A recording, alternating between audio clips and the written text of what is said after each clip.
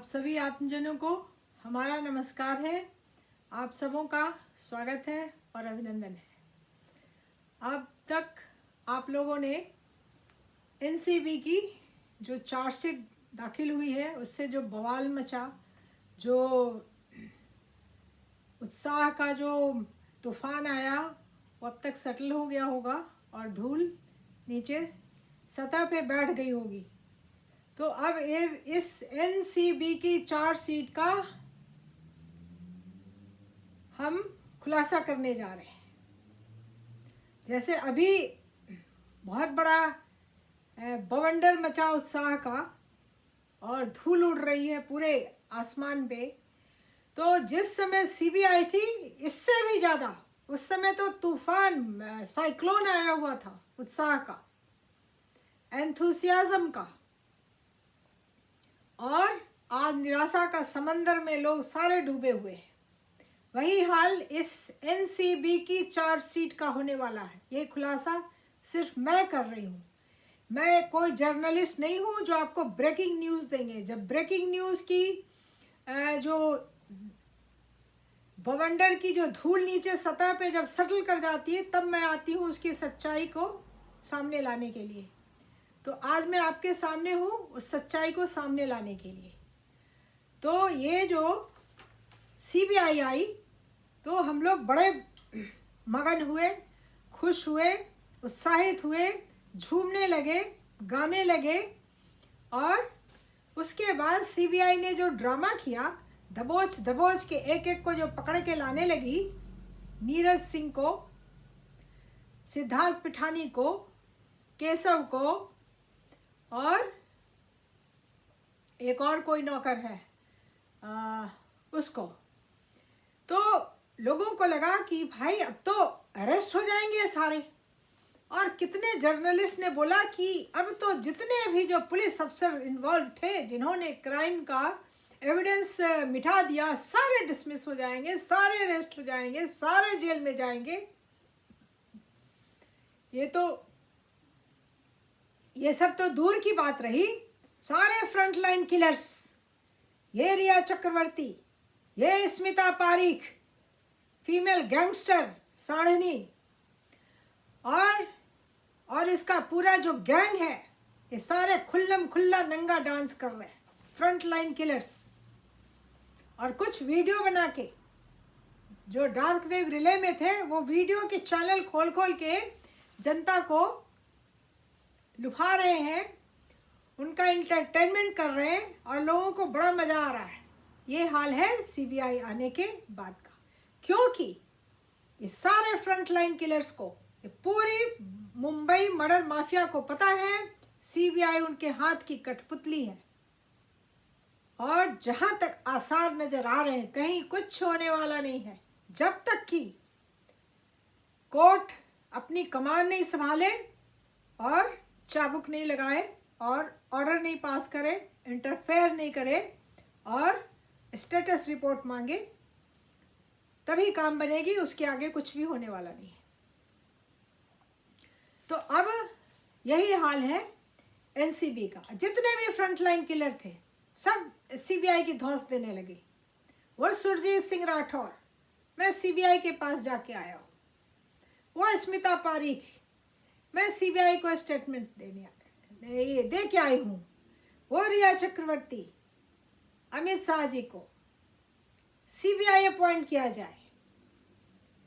और कौन बच गया? वो विवेकानंद गुप्ता, मैं सीबीआई को स्टेटमेंट दे के आई हूँ। अरे खाक पत्थर जो दिया उसको जाहिर करो ना, ये तो पब्लिक मैटर है, इसमें छुपा के रखने की क्या बात है। जो मैंने सीबीआई को दिया मैंने जनता के सामने पेश कर दिया। मैं कहूँ मैं तो सीबीआई के पास बहुत से रिपोर्ट पहुंचा रही हूँ, ये कर रही हूँ, वो कर रही हूँ, कुछ नहीं किया। मैंने जो देखा, जो सच्चाई थी, सबकी रिपोर्ट बनाई और सीबीआई के टेबल पे रख दिया और जग जाहिर भी कर दिया, उसको मैंने वायरल कर दिया। तो अब एनसीबी है, तो ये 30,000 का जो चार्जशीट है, ये अरेंजमेंट है, मुंबई मर्डर माफिया का अरेंजमेंट है ये। ये 30,000 पेज की जो चार्जशीट है, ये जो मीडिया वाले, जो जर्नलिस्ट के पूरे जंगल लगे हुए हैं, सब में जो ये चल रही है, हवा उड़ रही है, तूफान मचा हुआ है, तो ये सब सेटल हो जाएगा। कुछ होने 30 साल में भी ये केस नहीं सेटल होगा। 30,000 का अगर ये केस को सबोटाज ऐसे ही करती है पुलिस। अब इसमें तो कितने मजिस्ट्रेट आएंगे, सॉरी ये तो सॉरी एनसीबी कोर्ट में जाएगी, तो कितने साल में कितने आएंगे और जाएंगे एनसीबी के कोर्ट के होल्डर, उसका कोई ठिकाना नहीं है। और रिया चक्रवर्ती तो बूढ़ी होकर के शायद लाठी लेके चलती रहेगी, तब भी कुछ, वो तो बेल पे झूम रही है, उसका भाई बेल पे है, जबकि उसके अगेंस्ट में प्रमा फेसाई काफी सफिशिएंट एविडेंस है। उसको कैसे बेल दे दिया? उसने मजिस्ट्रेट के सामने स्टेटमेंट दिया है कि मैंने सुशांत सिंह राजपूत के लिए ड्रग खरीदा था। अरे किसी के लिए तूने खरीदा था कि नहीं खरीदा? तुमने खरीदा था, तुम एडमिट कर रही है। तुमने पैसे दिए, तुमने मंगवाए, खिलवाए, दूसरे को की जिंदगी बर्बाद की। तो उसके बावजूद उसको बेल दे दिया।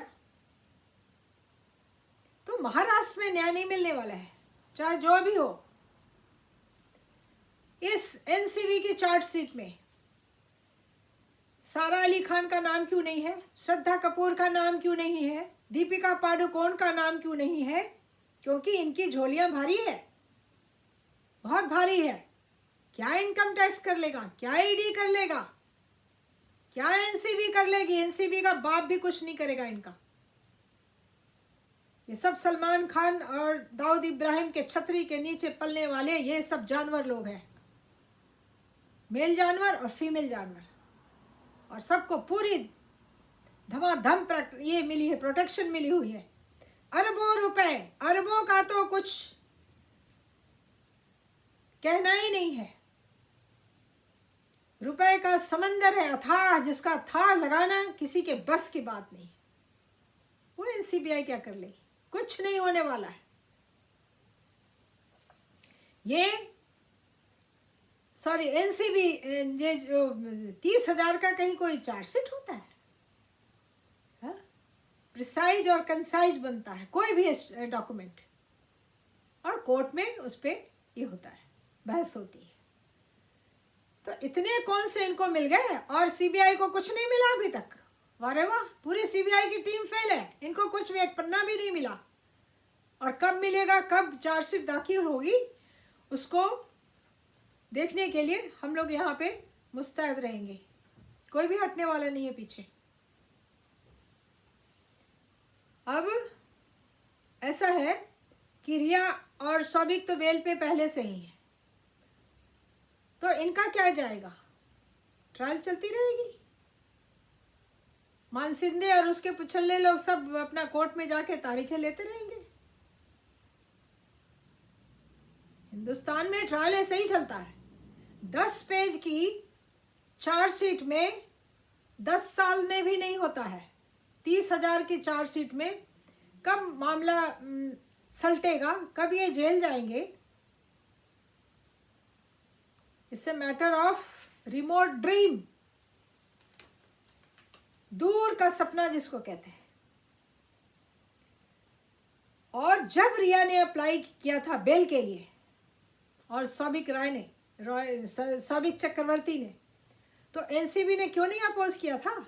ये वही एनसीबी है ना 30,000 का ये लेके आई है, बोरी में भर के खाक पत्थर लाई है। सारे जो बड़ी बड़ी मछलियां हैं सब बाहर है, छोटे मोटे को सब पकड़ के ला रहे हैं। और रिया चक्रवर्ती और ये तो क्या कहते हैं, हेल्थ क्लब में जाके अपनी फिटनेस की देखभाल कर रहे हैं। इनको कोई परवाह नहीं है, कोई गम नहीं है। और ये जो स्मिता पारिक है, साड़िनी, वो तो रोज एक ड्रामे कर रही है। उसको पता है, ये शिवसेना की जो मोना डार्लिंग है, उसको पता है कि उसका कोई बाल बाका नहीं करेगा, उसको एश्योरेंस दिया गया है। आयशा खान को और उसका जो मेल पार्टनर है, सेक्सुअल पार्टनर, उसको सबको ये सब प्रोटेक्शन के अंदर में है। मुंबई मर्डर माफिया का प्रोटेक्शन है और महाराष्ट्र गवर्नमेंट का प्रोटेक्शन है, महाराष्ट्र जुडिशियरी का प्रोटेक्शन। और क्या चाहिए? तो ये सब जो है मानसिंदे की अरेंजमेंट है, कैसे केस को सबटाज किया जाता है। और वो उसका नाम दिया है, करप्शन का नाम दिया है सत्यमेव जयते। जब वो ये बात बोले तो समझ जाइए कि करप्शन बुलंदी पे है, ये उसका कोड वर्ड है। तो अब आते हैं आईटी रेड पे। अरे ये सब नौटंकियां हैं। आईटी रेड, ये अरबों खरबों खरबों खरबों का अथाह समंदर पैसों का मुंबई मर्डर माफिया के पास, ये बॉलीवुड की, मॉलीवुड की, सॉलीवुड, ये सब अथाह समंदर में के पैसों के समंदर में तैर रहे हैं। कहाँ है ये इनकम टैक्स? कहाँ है ईडी डिपार्टमेंट? ये रेड का ये सब सीबीआई की तरफ से ध्यान को भटकाने वाली बातें हैं। तो मैंने पहले भी कहा है, मैं आपको minute to minute breaking news तो मैं कभी नहीं दूंगी, ब्रेकिंग न्यूज को ब्रेक कर दूंगी, ब्रेक डाउन। तो ये सब भुलावे हैं, भटकावे हैं, छलावा है और सरासर बेईमानी है। तो ब्लैक मनी का जो ओशन है, वहां क्या आईटी रेड और क्या फाइटी रेड, ये सब बकवासबाजी है। ईडी ने क्या कर लिया? ईडी आई फ्रंट पे कूदते हुए, सीबीआई तो एनसीबी आ गई, एनसीबी आ गई तो ईडी आ गई। क्या कर लिया? रिया चक्रवर्ती ने 45 करोड़ ऑन रिकॉर्ड पे वीडियो बना के, उसका एडमिटेड फैक्ट है, 45 करोड़ रुपए जो वो फिक्स डिपॉजिट में डालने वाली थी, उसका क्या हुआ? क्यों नहीं बताया उसने? और जब वो मीडिया पे आई थी, इंडिया टुडे में या टाइम्स नाउ में या आज तक में, तो किसी ने क्यों नहीं पूछा वो रुपए कहाँ गए, तूने उन रुपए का क्या किया? और तो ये सुशांत सिंह राजपूत को ड्रग खिला के उसका वीडियो क्यों बना रही थी?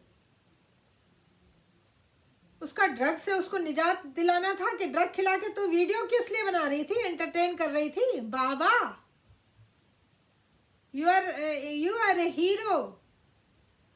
What colour is your ear? What colour is your ये फेस?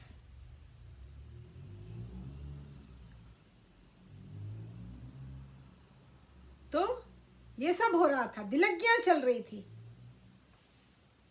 कोई ठिकाने पे सवाल क्यों नहीं लगाता है?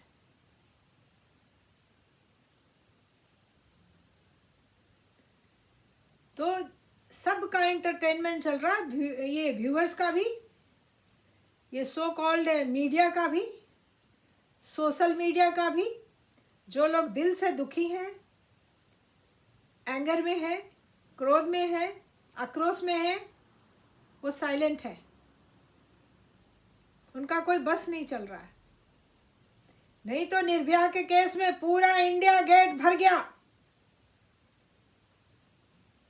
10 से 15 लाख तक लोग वहां थे, चिलचिलाती ठंड में, और उसमें जेट चलाया गया था उनके ऊपर, ice cold water jet, fire brigade आई थी, कोई टस से मस नहीं हिला। इसको कहते हैं प्रोटेस्ट। तो ऐसा होता है प्रोटेस्ट। और फास्ट ट्रैक कोर्ट बनाई जुडिशरी ने, कोर्ट ने, और पुलिस ने सबको अरेस्ट किया। लेकिन फिर वही बात आ गई, करप्शन बाय पावरफुल पॉलिटिशियन। वो कपिल सिब्बल ने, जो मेन कल्प्रिट था, उसको प्रोटेक्शन देके बिना किसी एविडेंस के उसको जुवेनाइल करार करके जुवेनाइल कोर्ट में सीधा भेज दिया, बिना किसी तहकीकात के। उसका कोई एविडेंस नहीं था, सीधे बोल दिया ये तो जुवेनाइल है, और सीधा जुवेनाइल कोर्ट में। और वहाँ 3 साल तक हलवा पूड़ी खाया, टीवी देखा, मजे किए, और अभी कपिल सिब्बल के यहाँ हलवा पूड़ी बना के कपिल सिब्बल जैसा राक्षस को खिलाता है। यह है हिंदुस्तान का जुडिशरी सिस्टम, पुलिस सिस्टम, ये democracy, fundamental right, right to life, ये सब है। तो ये हो गया एनालिसिस, सर्जरी और ब्रेकिंग थ्रू एनसीबी चार्जशीट। फिर अगली बार के लिए आपको नमस्कार।